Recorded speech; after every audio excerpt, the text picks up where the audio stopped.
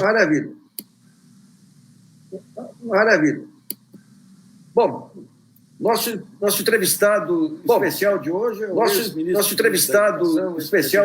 o ex-ministro Fernando Haddad, ex-prefeito de São Paulo, Fernando Haddad, e, na minha opinião, que acompanho todo o jornalismo aí há 50 anos, aí, foi um dos ministros com mais capacidade de formulação de políticas públicas que eu conheci nesse período. Mas antes de perguntar sobre isso, Haddad, eu queria perguntar o seguinte: hoje o Fernando Henrique declarou que se arrepende de não ter votado em você. Você ficou comovido aí com esse ato de sinceridade dele? Nassif, você sabe que eu tenho dito nas entrevistas, eu tenho dado muitas entrevistas de um mês para cá, e eu tenho dito que nós temos que fazer um pacto de segundo turno, porque é uma eleição muito atípica. Todo mundo está à esquerda do Bolsonaro, até porque é impossível estar à direita dele. E diante dessa ameaça recorrente às instituições, à democracia, à Constituição, a gente tem que ter clareza de que derrotar o Bolsonaro é muito importante para o futuro do Brasil. E nós não podemos cometer o erro que se cometeu em 2018, que em função de uma rixa, histórica com o PT, que desde 94 é PT, PSDB, PT, PSDB, mas diante da ameaça a Bolsonaro, não cabia o PSDB fazer o que fez. Era uma coisa absurda. A gente sabia quem era o Bolsonaro, tanto do ponto de vista moral quanto do ponto de vista político. E então era inaceitável lavar as mãos diante daquela circunstância, e todo mundo sabe da minha trajetória, de sentar e construir soluções democráticas para o país. O PT nunca impôs sua visão de mundo, quando governou o país. E eu tenho uma tradição, sou professor de teoria democrática no departamento em que o Fernando Henrique é decano. Então, não seria eu que ia colocar em risco um patrimônio da luta pela redemocratização. A gente sabe que as circunstâncias eram muito específicas em 2018, ia ter que ter muita negociação para tirar o país daquela crise, mas certamente a pessoa indicada para isso não era o Bolsonaro, Eu acho que era o menos indicado, O Haddad, o que a gente viu aí ao longo, desde a redemocratização para cá, é que em muitos setores a formação de partidos do setor, digamos assim, a saúde e a educação, ou seja, um grupo de militantes de diversas áreas, aí, independentemente de partidos, que ajudavam a dar uma consistência a essas políticas aí. No seu tempo de ministro, como é que você articulava, digamos, essas forças da sociedade, ou mesmo no Congresso, para a definição das políticas públicas do Ministério da Educação? Bom, em primeiro lugar, o meu trabalho foi facilitado por um pressuposto importante, que era eu e o Tarso, de quem eu fui secretário executivo, acho que a gente teve um papel muito fundamental em fazer a cabeça do Lula em relação à educação. Acho que a gente fez a cabeça dele mesmo. Era fácil fazer, porque o Lula era muito aberto a novas ideias, mas acho que a gente encontrou a maneira de sensibilizá-lo, que foi justamente dizer que, por ele ter sido o primeiro presidente sem diploma da história do país, que ele tinha uma espécie de dívida com o povo brasileiro que deveria ser resgatada à luz do fato de que ele não teve oportunidades educacionais. E isso, ao longo do tempo, eu estou resumindo, evidentemente, foram alguns meses de tratativa, mas aí chegou uma hora que o Lula resolveu colocar a educação no alto das prioridades do governo dele. E, sobretudo, em 2006, quando ele foi reeleito, ele me chamou e fez uma declaração muito importante para mim e para a minha equipe, que as realizações do segundo mandato dele não teriam restrição orçamentária, mas sim a nossa capacidade de execução orçamentária. Ele inverteu completamente a lógica do processo orçamentário. Foi aí que nós lançamos o mais ambicioso até aqui plano de desenvolvimento da educação, o maior da história do Brasil, chamado PDE, Plano de Desenvolvimento da Educação, que consistia em 40 ações. Imagina você, que ia do transporte escolar e alimentação escolar, livro didático, informática na escola, até 126 novos campi universitários, criação de 38 institutos federais com 214 unidades, e assim sucessivamente. Então, realmente, o orçamento, para você ter uma ideia, quando eu cheguei no MEC era de 20 bi, quando eu saí era de 100. Que coisa. Então, era uma... Agora, não bastava ter dinheiro, você precisava ter projeto, né, e capacidade de execução. E aí, sim, acho que nós tivemos uma grande felicidade de abrir o MEC. As mais variadas escolas de pensamento, inclusive a centro-direita participou dos debates, e nós conseguimos formular um plano que fosse da creche até a pós-graduação, que era a nossa visão, que a gente chama de visão sistêmica da educação, e aí nós conseguimos, na verdade, contemplar as várias escolas num único plano, que passou por unanimidade no Congresso Nacional. Nós não tivemos nenhuma derrota no Congresso Nacional, com o apoio da oposição. Eu lembro uma das coisas que me impressionou, inclusive no seminário que fizemos lá atrás, é que vocês tinham, digamos, como é que você vai trabalhar um país continental estando em Brasília. E vocês montaram um sistema de informática que permitia a escola na ponta acessar Brasília. Como é que funcionava essa estrutura de atendimento e de identificação das especificidades de cada escola, Haddad? Bom, então, primeiro, as decisões, nem todas eram centralizadas, né? Algumas decisões eram descentralizadas. Por exemplo, o projeto político-pedagógico de cada unidade dos institutos federais. O projeto era uma atribuição das reitorias, né? A expansão dos cursos, quais contariam com mais vagas.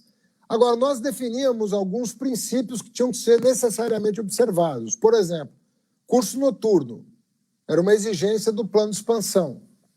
Quer dizer, as universidades não poderiam só apostar na expansão dos cursos diurnos e vespertinos. Tinha que abrir para o trabalhador, né? A ideia da educação profissional verticalizada era uma diretriz centralizada para todos os institutos federais.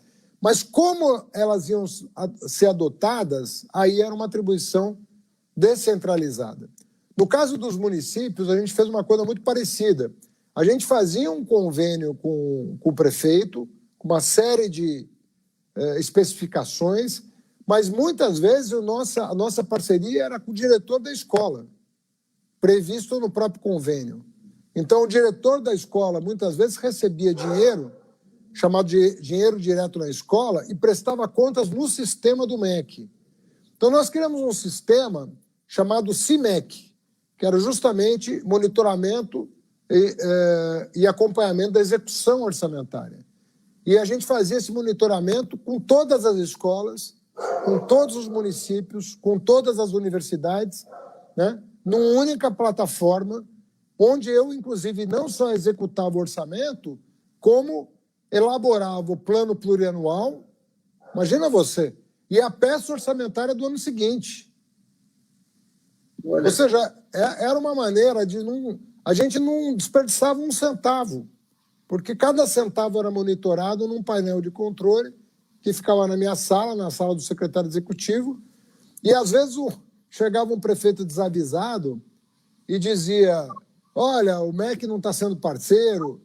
Quando eu abri o sistema, eu falava, na conta corrente do Banco do Brasil, número tal, você tem tantos milhões não executados, na outra conta, na Caixa Econômica, o dinheiro da creche você ainda não licitou. E às vezes o prefeito dizia assim, isso é real, são fatos reais. A prefeita dizia, mas eu soltei a licitação e nenhuma empresa compareceu. Eu, da minha mesa, acionava as empresas que participaram de concorrência nas cidades vizinhas daquela, cujo prefeito estava na minha sala, e perguntava para a pessoa, dono da empresa, dono da empreiteira, se ele soube da licitação naquela determinada cidade. E às vezes eu fazia o pool, né, de empresas que participariam da licitação da minha sala. Eu mandava um e-mail para as empresas compareciam. Então, tanto é verdade que o Lula muitas vezes dizia para mim: você não vai conseguir entregar o que você prometeu. Lembra que eu disse no começo que ele inverteu? Ele falou: não vai ter restrição orçamentária, é você que vai me dizer o que você vai entregar. E quando eu disse que ia entregar, ele dizia: você não vai conseguir, não vai ter jeito. E nós cumprimos 100% do que foi prometido em 2006. Em 2010 estava tudo entregue e funcionando. Você fazia um uso... Eu lembro que logo que começou o governo Lula, deu um curto-circuito que você tinha um pessoal que era contra o indicador, achava que indicador era uma forma de exploração neoliberal. Aí. E você, no tempo do Cristóvão Buarque, efetivamente, e você, na sua gestão, você criou um indicador. Eu queria que você explicasse um pouquinho o sistema de indicadores que você criou e as maneiras de dar feedback e retorno para as prefeituras. Não, nós ali estabelecemos meta para absolutamente tudo dentro do Ministério da Educação. O que a gente achava relevante, a gente estabelecia a meta. Então, vou dar um exemplo para você. Pouca gente sabe isso que eu vou dizer para você, porque é um escândalo tão grande. E a imprensa, quando você resolve um problema, ela esquece de pautar, ela para de pautar. Isso é muito ruim, sabe por quê? Primeiro que você não estabelece o que a imprensa diz que é valor dela, meritocracia. Ninguém sabe quem são os autores do sucesso do que quer que seja no Brasil. Então, a primeira coisa é essa. A segunda coisa, quando você não incorpora vitórias, você desmobiliza a sociedade. Claro. É outra coisa outro erro que a imprensa comete. Eu vou dar um exemplo. O investimento por aluno na educação superior no Brasil era 10 vezes maior do que na educação básica.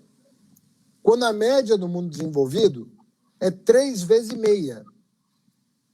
Por que a educação superior custa mais caro? Por causa da pesquisa, é óbvio, né? Você tem que ter... os professores não só dão aula, tem todo um trabalho de pesquisa em laboratórios caros, compra de insumos, uma série de coisas que torna a universidade, por aluno, mais cara do que uma escola de ensino médio ou de ensino fundamental. Esse número caiu para menos de 4 durante o governo Lula, de 10 para menos de 4. E a gente era considerado neoliberal, porque a gente estabeleceu essa meta de derrubar menos de 4. Mas como é que você pode viver num país em que o aluno da escola básica custa 10% do aluno da universidade? Outra coisa, a maioria dos alunos da universidade pública eram egressos das escolas particulares. Nós estabelecemos meta para inverter. Os alunos egressos de escola pública tinham que entrar na universidade pública. Para isso teve a expansão, para isso teve o Enem, a reformulação do Enem, a criação do SISU, o regime de reserva de vagas, uma série de providências para atingir uma determinada meta. E esse número hoje é de 68%. 68% dos alunos de federal são egressos de escola pública. Aí nós criamos meta de qualidade, porque não era só meta quantitativa que interessava. Criamos o IDEB, Índice de Desenvolvimento da Educação Básica. E com uma novidade, por escola. Por que por escola? Para o gestor ter o mínimo de conhecimento do que está acontecendo em cada sala de aula do país. E poder ter mecanismos de substituir diretor de escola, de reforçar uma equipe, de botar um pedagogo mais experiente, mais sênior, onde o aprendizado está menor. Aí acusavam a gente de ser neoliberal, porque era política do Banco Mundial. Eu falava, mas veja bem, uma coisa é você adotar a cartilha do Banco Mundial, que, aliás, era contra o Brasil investir em educação superior. A outra coisa é você garantir o direito à educação das crianças pobres do Brasil, das crianças que não estavam sendo alfabetizadas na idade certa, né? Ainda que esse conceito seja um pouco controverso, né? Porque é verdade que as crianças, cada uma tem um tempo de aprendizado, mas nenhum pai fica tranquilo quando com 8 anos de idade a criança não sabe ler. Sabe coisas básicas assim, Nassif? Então não se tinha. Às vezes vem um teórico falar, você não pode forçar uma criança a se alfabetizar. Mas eu falo, mas até os 8 anos, você se alfabetizou aos 6, eu aos 6. Será que a gente vai respeitar o tempo da criança, mas ao mesmo tempo não era preciso ter alguns parâmetros, sabe? Então as pessoas às vezes não estão habituadas a trabalhar com alguns parâmetros. Não são camisas de força, mas são parâmetros para regular um pouco a gestão do setor, que é uma gestão complexa, por definição. Você está lidando com uma diversidade absoluta no Brasil, né? Então, um dos pontos que se falava sobre os indicadores é que, à medida que você tem os indicadores individualizados por escola, você percebe que as escolas não são comparáveis. Ou seja, uma escola que está numa região que tem uma classe de renda maior, tem mais facilidade, que tem mais aparato público, tem mais... Como é que fazia para fortalecer aquelas escolas mais órfãs, digamos assim? Não, primeiro que as metas eram estabelecidas em função do ponto inicial. Então, se uma escola era fraquinha e tinha o IDEB 2, a gente não comparava com uma escola que tinha IDEB 6. A gente criava um plano de trabalho para a escola com que o T0 era 2. Então, o plano de trabalho levava em consideração a realidade daquela escola. E quando a gente estabeleceu o plano de metas, a gente estabeleceu o plano de metas de uma maneira muito interessante. Não sei se as pessoas que vão me ouvir vão entender o que eu quero dizer, porque isso pode ser deturpado. Mas a gente estabeleceu metas para o Brasil, mas nós jogamos a convergência entre as escolas para décadas mais tarde, justamente para não ser vender uma ilusão de que o país, como o Brasil, pudesse ser homogêneo em 10 anos. Agora, a meta estabelecida para o Brasil era uma meta de até 2021, era de 2007 a 2021. Então, era uma meta demandante. Mas a homogeneidade das escolas, né, que seria, vamos dizer, o ideal, toda escola ter uma educação de qualidade igual, homogênea, nós jogamos para décadas na frente, justamente para que a convergência não se desse artificialmente, se desse a partir de um processo de catch-up, né? Um processo de cada uma fazendo esforço a partir do seu ponto inicial. Então, isso foi dando um conforto para as redes, porque eles começaram a perceber que era factível, que não era uma fantasia aquele plano. E as metas passaram a ser cumpridas. E aí nós começamos a ter uma evolução do IDEB. Se você entrar na página do MEC, botar lá INEP-IDEB no Google, você vai lá para a página que tem o plano de metas de cada escola. E aí você vê que a maioria das escolas conseguiu cumprir. Então, agora, isso está abandonado desde o impeachment, está abandonado isso aí. Ninguém mais nem liga para isso aí. Ninguém mais divulga, ninguém mais... Por exemplo, eu não vi notícias sobre IDEB, tem um tempo que eu não vejo discussão sobre isso. A última que eu ouvi do INEP é que colocaram um coronel lá que era especializado em bomba. Nem em educação militar ele era especializado. Acabou de entrar agora aqui para... Acho que estão no 5º presidente do INEP. Ninguém entende nada. Ninguém que está lá entende nada de educação. Impressionante. Uma coisa que chama atenção, como é que foi o interregno Temer na educação? Olha, primeiro, assim, foi muito curto, né? Um ministro que não era propriamente da área, né? Não era um expert no assunto, mas eu acho que eles, com uma questão correta na cabeça, que era dar apoio para o ensino médio, eles acabaram atropelando o processo, fazendo uma reforma sem discussão por medida provisória, e isso eu acho que acabou prejudicando o projeto. Agora, de fato, nós temos duas grandes questões do Brasil a resolver. O ensino médio continua inspirando muitos cuidados, é a etapa do ciclo educacional que menos avançou no Brasil. A educação infantil avançou muito no Brasil. Vou falar desse século, né? A qualidade do ensino fundamental avançou no Brasil nesse século. A matrícula na universidade avançou. A produção científica do Brasil avançou. O ensino médio, muito pouco. Avançou muito pouco. É quase inaceitável o que o ensino médio avançou à luz do investimento que foi feito. Haddad, um dia passa o pesadelo, um dia esse povo todo vai preso, e daí retoma a democracia. Com essa experiência, digamos, federativa aí de educação, o município tomando conta do ensino básico, o Estado do ensino médio, a União...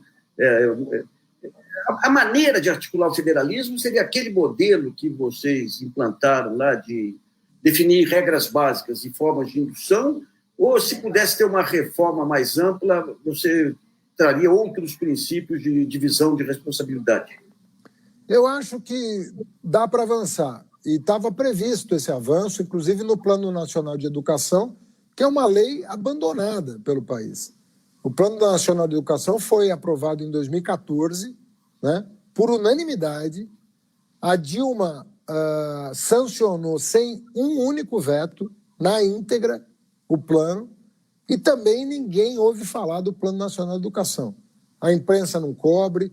A imprensa só tinha interesse por educação quando eu era ministro. Depois que eu deixei de ser ministro... Aliás, um dos bordões da imprensa é o seguinte: você não tem mágica em educação, você tem que melhorar. Então, obviamente, quando você vai avaliar o sucesso ou não de um plano, você avalia a situação do país antes do plano e depois do plano. O que a imprensa fazia era comparar com países que já completaram. Exatamente. Manipulação. O Brasil foi o país mais atrasado em investir em educação de todo o continente. O mais atrasado. Foi o último a abrir uma universidade, foi o último a universalizar a matrícula de ensino fundamental. Foi uma tristeza, pelo amor de Deus. O primeiro presidente que botou o investimento em educação acima da média da OCDE foi o Lula. O primeiro presidente que botou o investimento em educação como proporção do PIB acima da OCDE. Nunca tinha acontecido. Uma coisa que chamava muito a atenção... Agora, só te respondendo, que eu acho importante, eu acho que na questão da formação de professores, nós devemos avançar para além do pacto federativo atual. Eu acho que nós não temos como contornar. Nós criamos o piso nacional do magistério, que foi uma conquista. O Lula criou, eu era ministro. Foi uma grande conquista estabelecer um piso nacional para a categoria, mas eu acho que nós teríamos que avançar mais, sobretudo na questão da formação, no acesso à carreira docente, por exemplo. Eu previa no plano que a gente fizesse uma prova nacional para ingresso na carreira docente, porque os concursos são muito ruins e a pessoa fica com estabilidade no emprego depois que entrou. O estágio probatório é muito ruim. Então, tem várias... Nós estabelecemos nota mínima no Enem para entrar nos cursos de licenciatura, por exemplo. O setor privado fez um lobby, nunca deixou regulamentar a lei, depois que nós saímos. Então, ia ter nota mínima para ingresso, nota mínima no Enem para ingresso em curso de licenciatura, prova nacional de ingresso na carreira docente, estágio probatório, quem sabe com critérios nacionais. Isso tudo foi jogado fora, tudo. Haddad, uma das coisas que chamava atenção, à medida que foi desenvolvendo esse modelo de gestão dentro do governo, era a interdisciplinariedade. Você pegar o Ministério da Educação, Saúde, pegar Bolsa Família. Eu queria que você explicasse as principais políticas interdisciplinares e de que maneira que vocês atuavam internamente no governo. São centenas de programas interdisciplinares, né? Obviamente que o MEC ficava muito com a visibilidade do programa, porque o programa era do MEC, mas ele foi construído com outros ministérios, né? Sempre. Vou dar um exemplo. A substituição dos malditos paus de arara por ônibus escolares padronizados. Aquilo tudo foi feito com o Inmetro, foi feito com a FGV, foi feito com...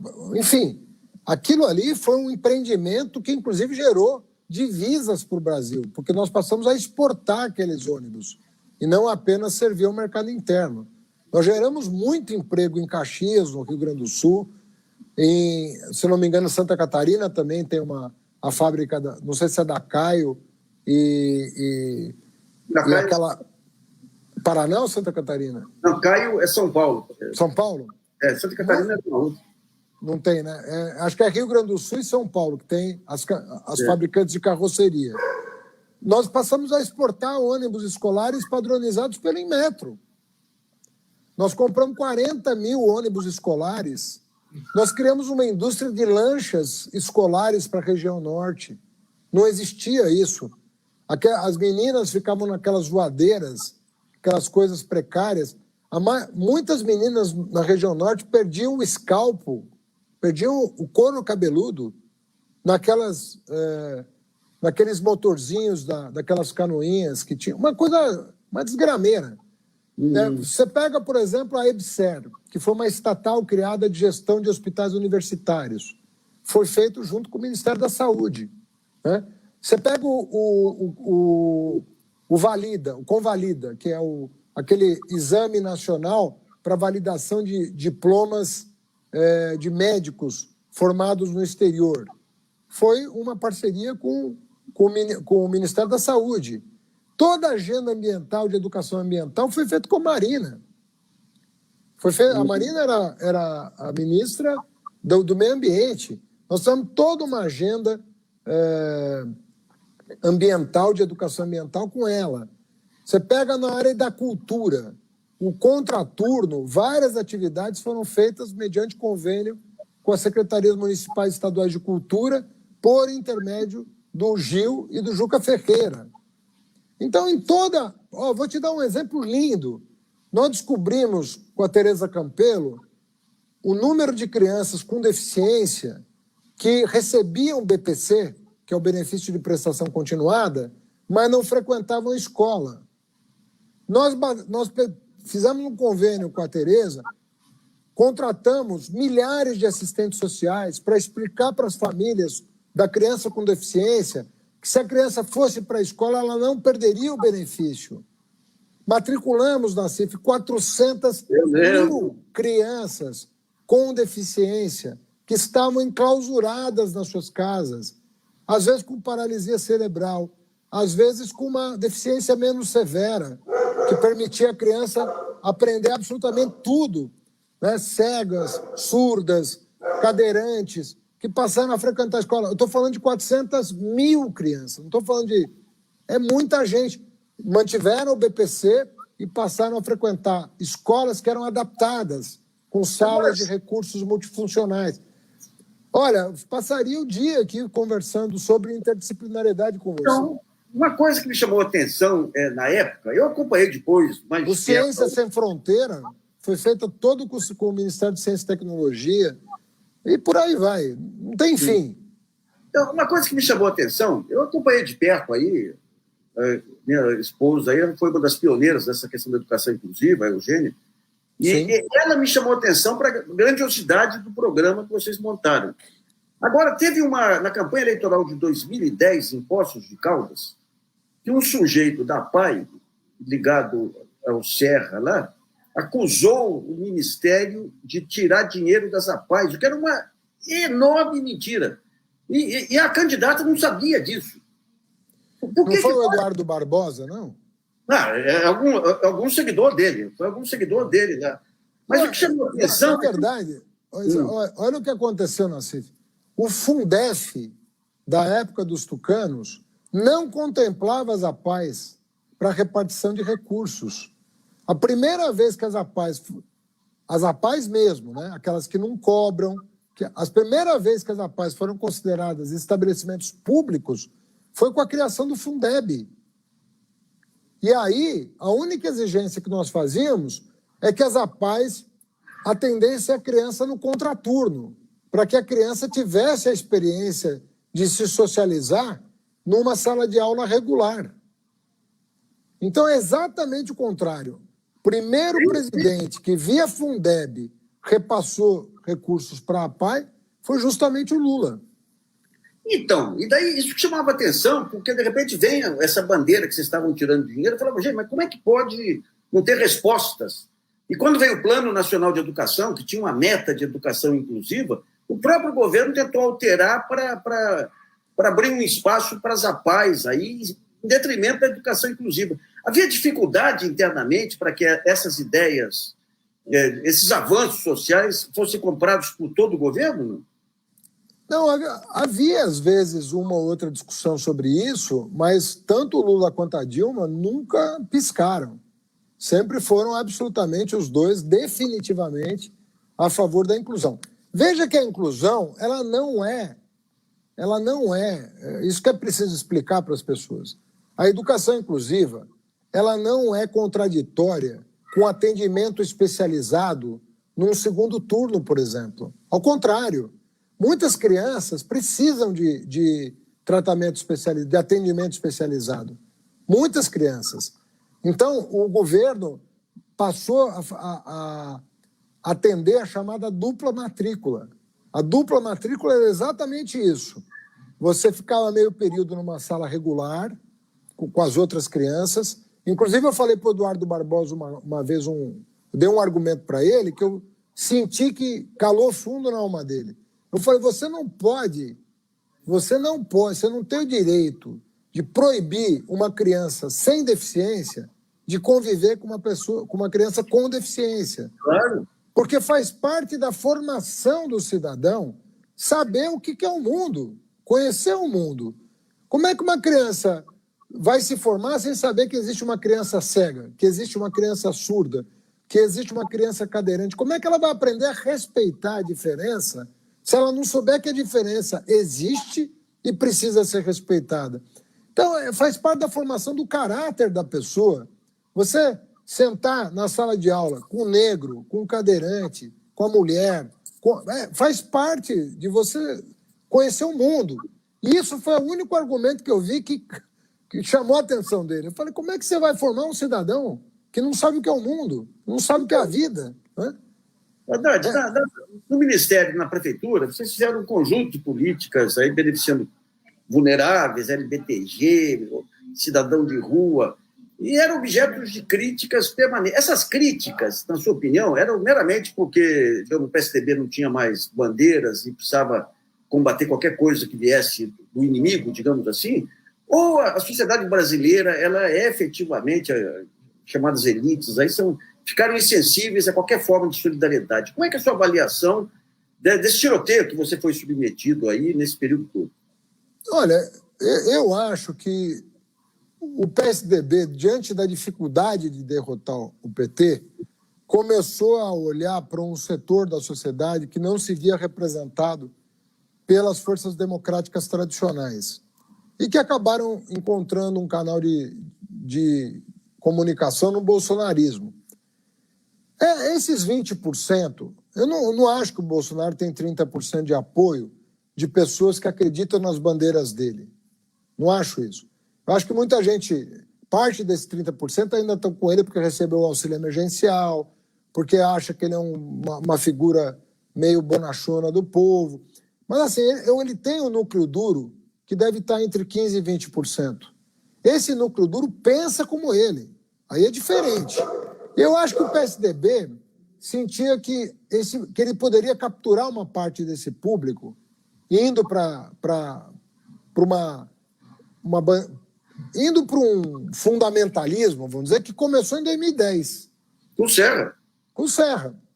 O Serra foi o primeiro político nacional que viu a chance, na verdade, oportunisticamente, viu a chance de piscar para esses setores mais fundamentalistas, que foi aquele escândalo do aborto, que não era pauta, ele fez ser pauta, e aí a Folha de São Paulo acabou desmascarando o Serra de maneira vergonhosa.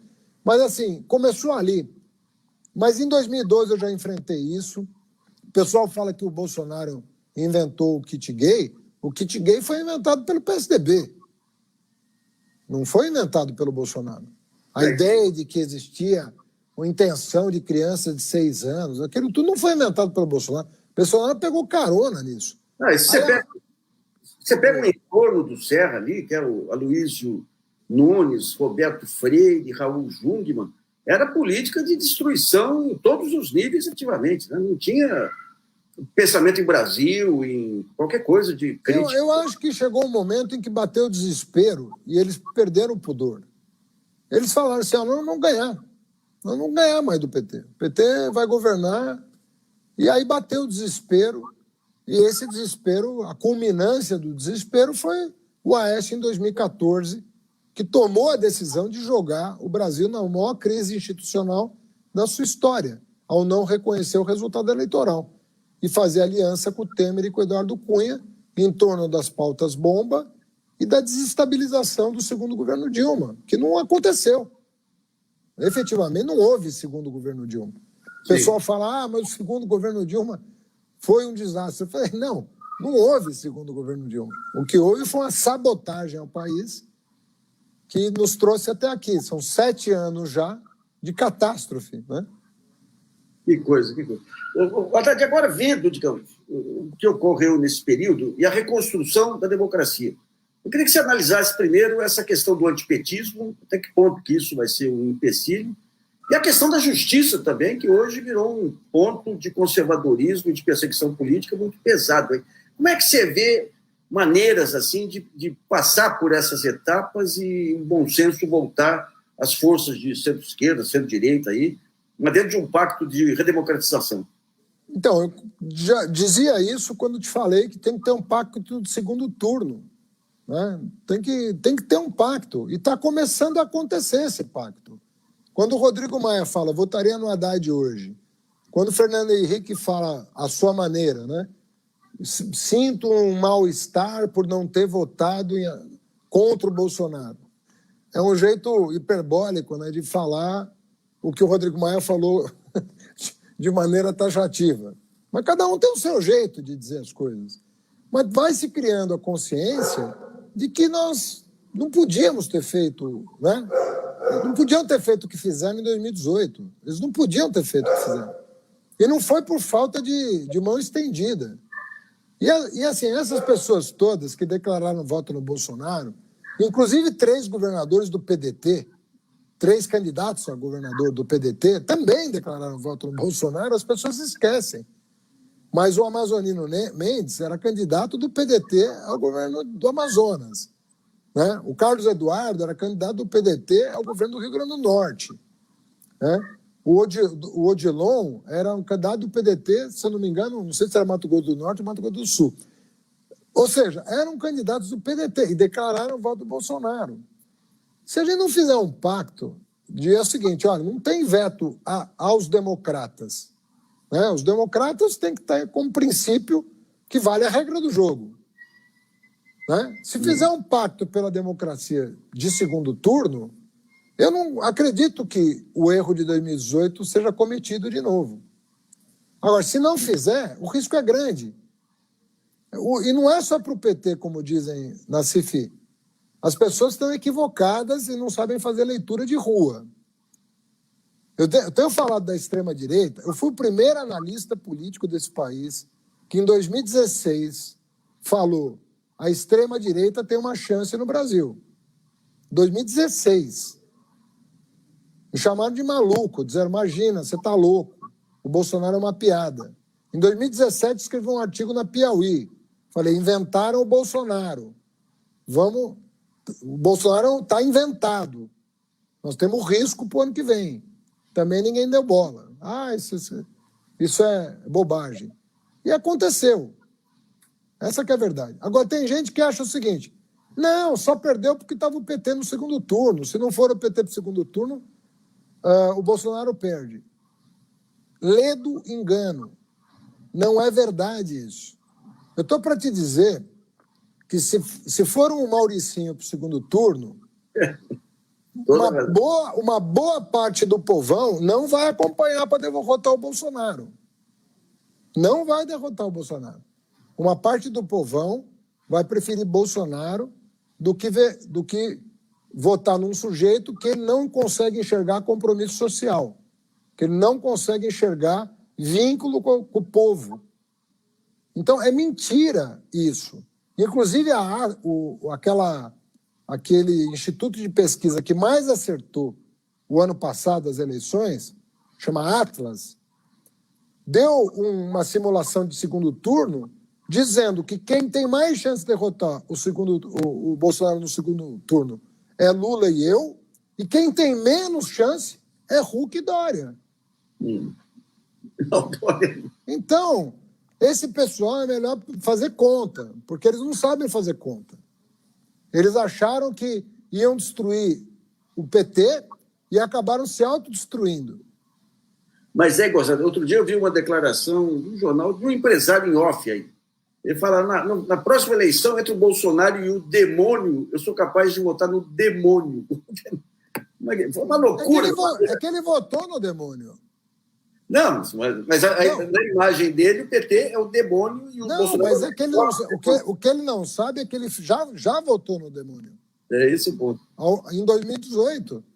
Ou alguém acha que o Bolsonaro é um homem de fé, religioso?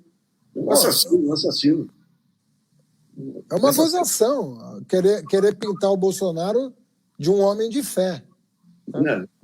Um ponto que chama atenção é essa militarização. Obviamente, eles são todos em cargos comissionados aí, ou seja, entrando um novo presidente, todos esses cargos se extinguem. Mas como que você vê essa ampliação da influência militar e como que isso pode reverberar mais à frente em algum questionamento da democracia? Olha, Nassif, quero te dizer que a minha relação e a do presidente Lula, eu passei muitos anos no governo, com os militares foi a melhor possível. Nós tínhamos uma relação com as Forças Armadas, todos os projetos, o projeto de vigilância das fronteiras, o submarino nuclear com a França, o projeto dos caças com a Suécia, todos esses projetos foram desenhados na mesa do presidente com a alta patente das três forças. Então não tinha conflito estabelecido. Eu não acho que eles se sentiam desprestigiados, muito pelo contrário, e colocamos civil no Ministério da Defesa, era sempre um civil comandando os militares, e não havia veto à participação de militar no governo. Ao contrário, se você quiser... Eu nunca recebi uma recomendação para não nomear militar no Ministério da Educação. Poderia nomear quem eu quisesse. E se eu conhecesse algum militar apto a ocupar um dos cargos, não é por ser militar que eu deixaria de nomear. É ridículo isso. Eu não vou nomear. Por que não? Qual é o problema de você ter um militar, né, com uma formação democrática, nacionalista, queira o bem do país? Qual é o problema? Eu não vejo esse problema. O problema é quando isso vira um expediente de luta pelo poder. Isso é, inclusive, inconstitucional. Né? Você querer se apropriar das Forças Armadas como uma força política em proveito de um partido, em proveito de uma parte, portanto, da sociedade. Partido vem de parte. Né? Partido não é o todo. Agora, então você não pode transformar... Como a igreja, né? Por que a cooptação de igrejas para fins políticos é equivocada? Você sabe que a nossa cultura, Nassif, a minha e a tua, nós somos do Oriente Médio. A religião tem um peso muito importante na vida das pessoas. Meu avô era padre ortodoxo, né? Eu tenho o maior orgulho de ser neto de quem eu sou. Agora, eu aprendi com o meu avô padre, né, por intermédio do meu pai. Eu não conheci meu avô, infelizmente, mas meu pai falava todo dia do pai dele, que você não pode misturar religião com política, porque para preservar a integridade das pessoas. Sim. Era exatamente o ensinamento que ele passou para a família.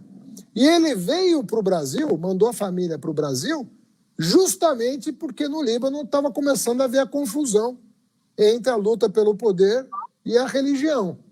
E olha no que deu. Deu em guerra civil, guerra Sim. entre estados, degradação econômica. Então não se mistura, você não pode usar nem religião, nem as Forças Armadas, nem o Poder Judiciário. para fins políticos, como o Moro fez, por exemplo. Qual o problema do Moro? O problema do Moro é que ele usou o Poder Judiciário para pavimentar a carreira política dele. E fez as barbaridades que fez. Isso. Haddad, se for pegar dentro desse espectro de uma futura aliança, onde você situaria a incógnita chamada João Dória? Eu acho que não há incógnita nenhuma, na minha opinião. Não, o João Dória é uma pessoa que votou no Collor no primeiro turno de 89. Né? Não votou no Covas, por exemplo. Né? Isso foi reportado pelo Jô Soares, inclusive, e nunca desmentido. Porque o Jô Soares encontrou o João Dória exatamente no dia da eleição, em 89. E ele colou uma coisa nas costas do Jô Soares aí. Exatamente. E nunca foi desmentido. Né? De maneira que ele é uma pessoa ele fez parte do governo Sarney, na Embratur. Né? Ele é uma pessoa de direito, Dória. Não tem nenhum segredo nisso. O Bolsodória não foi nenhuma violência à dignidade dele. Né? Pelo contrário, promoveu o Bolsodória. Então, eu não acho que há enigma nenhum. Eu acho que ele é uma pessoa de direita, mas eu não acredito que ele representasse uma ameaça às instituições democráticas. Sim. Ou seja, ele não é de extrema direita, ele é de direita, mas eu não acredito que ele seja uma pessoa extremista no sentido que o Bolsonaro é. Como é que você vê a experiência do consórcio do Nordeste, que começou com uma alternativa muito interessante aí de federativa e política, de uma aliança suprapartidária, e acabou engolfada aí primeiro por perseguição de alguns seus líderes pelo judiciário e depois pela pandemia também. Mas como é que você vê essa tentativa de formação do Nordeste aí, de políticas voltadas muito para a população também, independentemente de partidos, né? Olha, Nassif, acho que o maior legado do governo Lula é ter transformado para sempre a região Nordeste. A região Nordeste nunca mais será a mesma depois da passagem do Lula pela presidência. Porque o foco na pobreza acabou virando um foco também regional. Não tinha como escapar disso. Se ajudar o pobre no Brasil a entrar na universidade, a ter emprego, a ter luz, a ter água, acabou sendo um foco também na região Nordeste. Ela nunca mais vai ser a mesma. Ou seja, desde o ciclo do açúcar, a gente não vê acontecer uma coisa boa no Nordeste. Celso Furtado tentou, com a criação do Sudene e tal, tudo isso virou pó por causa dos vários golpes que o Brasil sofreu, contra o segundo governo Getúlio, depois contra o Jango. Quer dizer, nós nunca tivemos a chance de fazer o que precisava ser feito no Nordeste.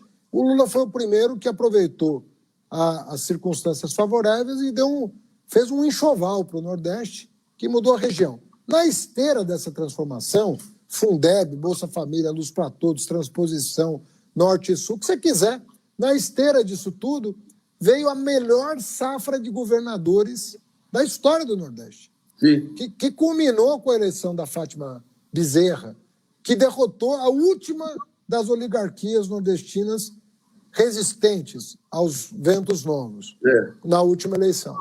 Então, nós temos hoje uma safra de governadores, é óbvio que uns mais, outros menos, mas comparativamente, né, com uma ou outra exceção, né, que é preciso registrar que tem uma ou outra exceção, mas, no geral, você tem pelo menos 7 estados do Nordeste indo muito bem. Né?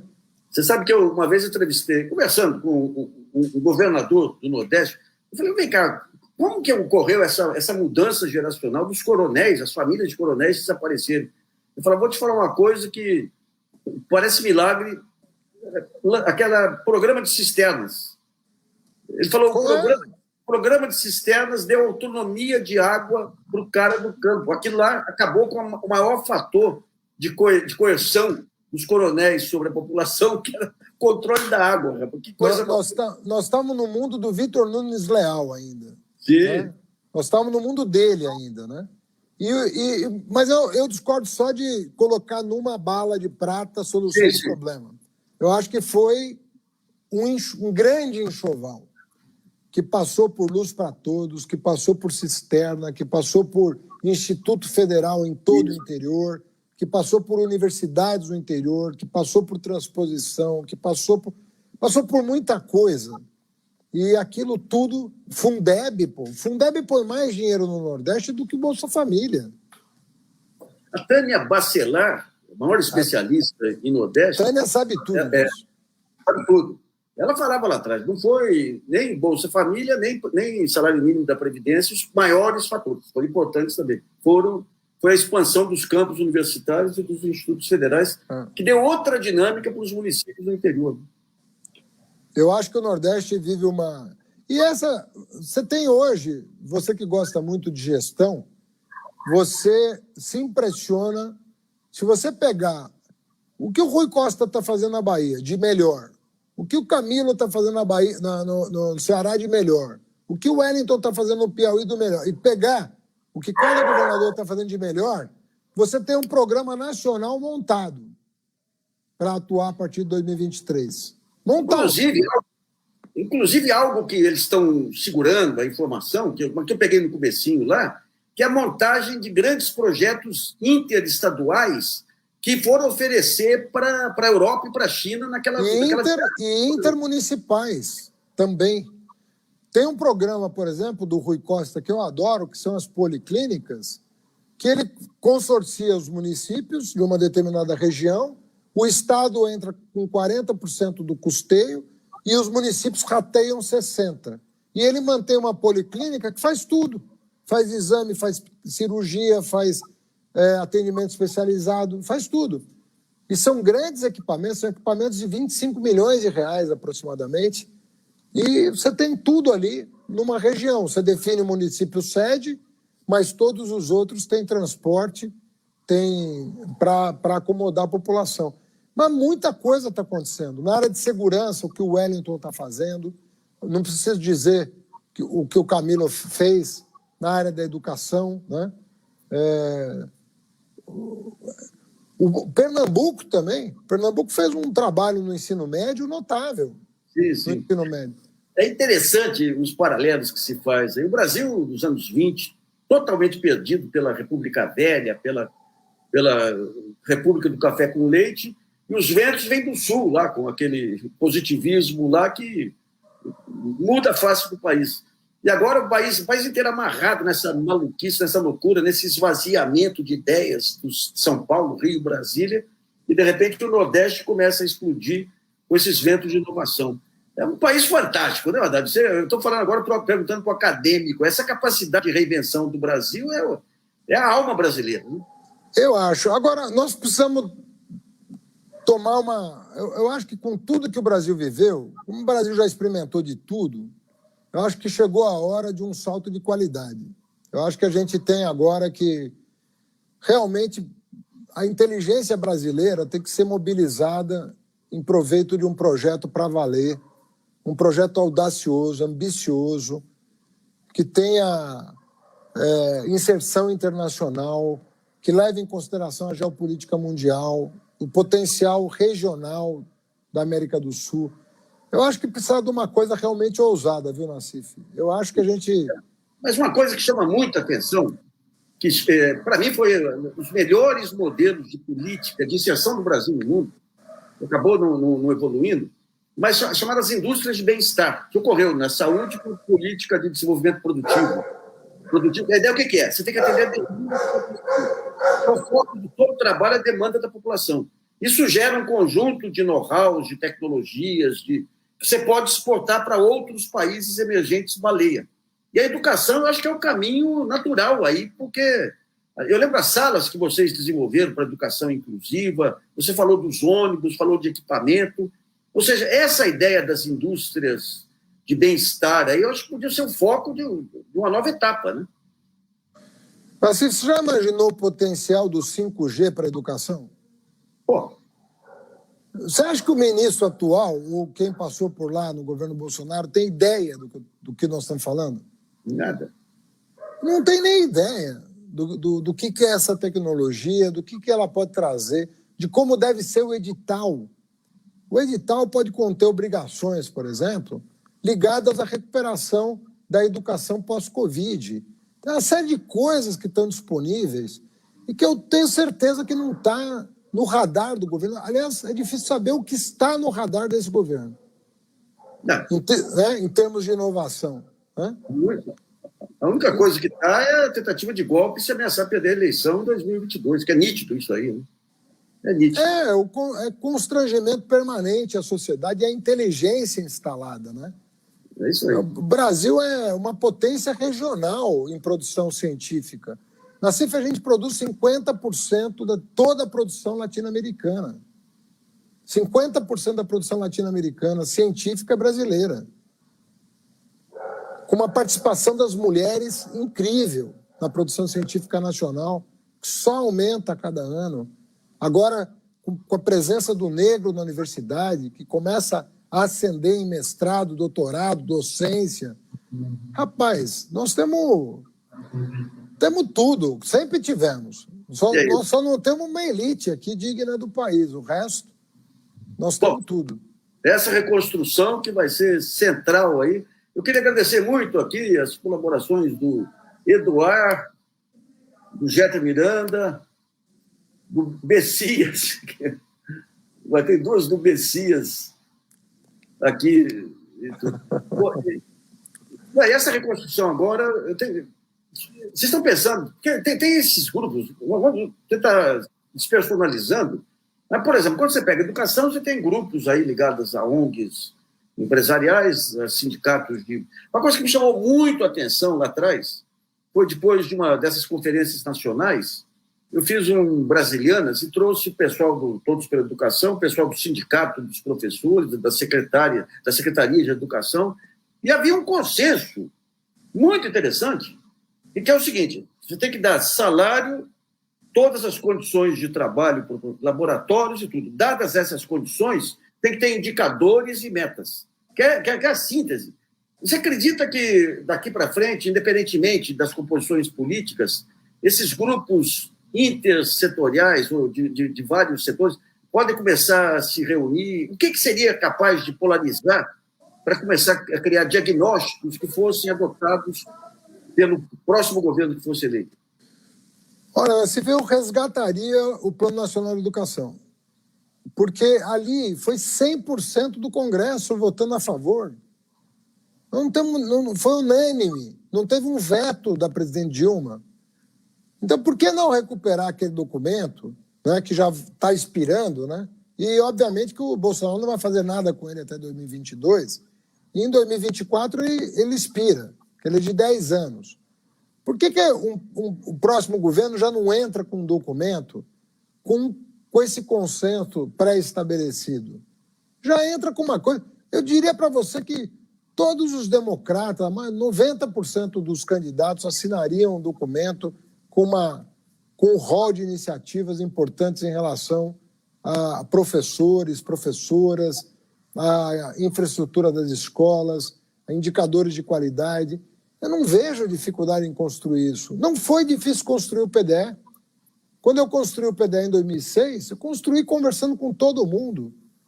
Você lembra que foi com tanta gente que eu construí o PDE que os editoriais do Estadão e da Folha não conseguiram criticar o plano. Eles falaram assim: quero ver executar. Aí nós executamos, morreu o assunto. Esse é o ponto. É isso aí. Ninguém nem lembra de cobrar, né? Essa questão de matar a memória recente do país, daí entra num ponto que você mencionou, em todos os pontos que nós colocamos aí de distorção, de avaliações, de programas que foram destruídos, programas que não foram reconhecidos, entra essa questão da mídia. E agora, com as redes sociais, você tem os jornalões perdendo cada vez mais expressão, novas formas de manipulação de informação.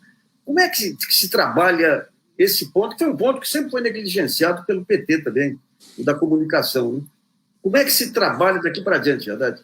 Olha, Nassif, eu tenho acompanhado o trabalho também das plataformas digitais, né? Por exemplo, eu não acho que o Facebook e o Twitter foram usados em 2018 como foi nos Estados Unidos, 2 anos antes, pelo Trump. Por quê? Porque já houve alguns filtros, alguns controles. Eles estão numa situação ideal? Não, estão longe do ideal.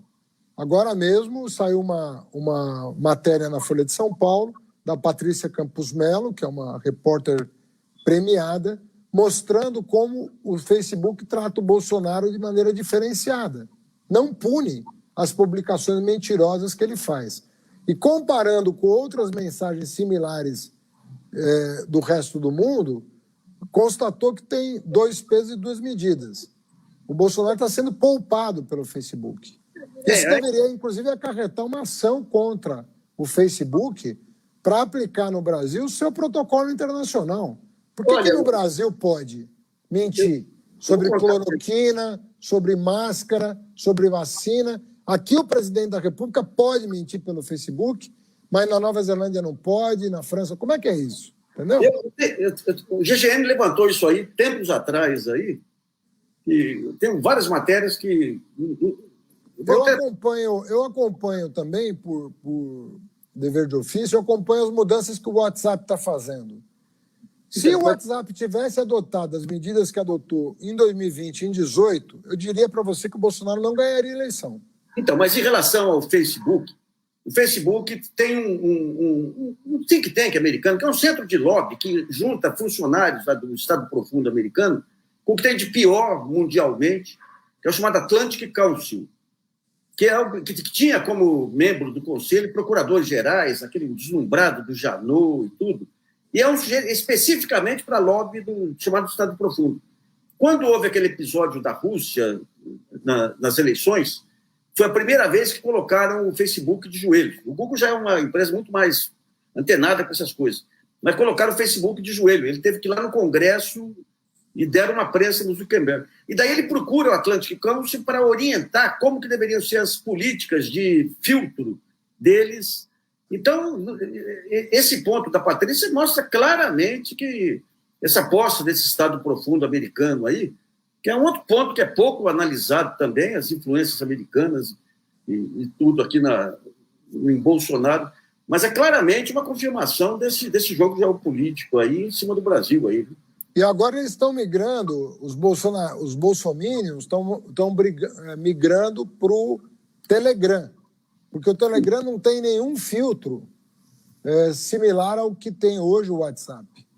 Aí eles conseguem falar com dezenas de milhares de pessoas simultaneamente, disseminando fake news.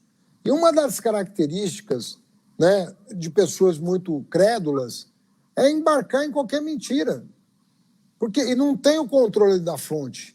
Você não tem o desmentido para lá julgar quem está falando a verdade. Então, essas pessoas embarcam com uma facilidade enorme nas maiores mentiras que você pode imaginar. Então, nós estamos num mundo meio distópico mesmo, viu, Nassif? Agora, o sofrimento ensina, né? Porque as pessoas estão sofrendo as consequências disso tudo na pele. É gozado, né?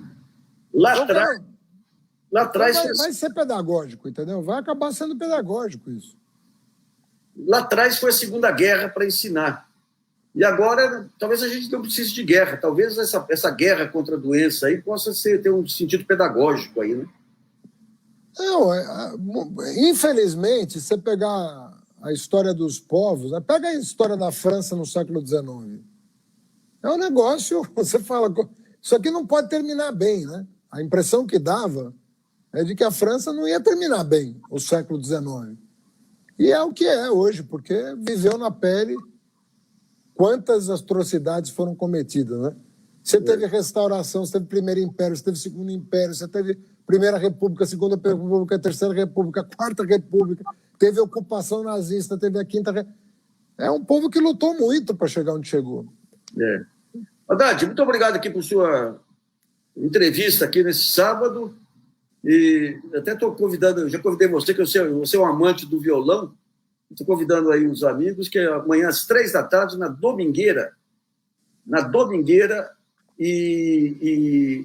Vai ser virtual ou presencial? O que é? Não, já foi gravado. Já foi gravado? Ah, tá bom. Turíbio Santos, que foi violonista brasileiro, que praticamente lançou o violão brasileiro na Europa, a partir dos anos 60, 70, uma belíssima entrevista E o Haddad me surpreendeu uma vez em casa quando descobri que ele era um fã e um estudioso do Agostinho Barros, que só os chorões sabem a dimensão enorme do Agostinho Barros aqui. Você é um gênio da música paraguaia, né? Um gênio da música internacional, né? Mundial, né? Um gênio. É um violão. É isso aí. Cabe logo aí a pandemia para voltar aos saraus aí. Um grande abraço. Se Deus quiser. Abraço para você. Até mais.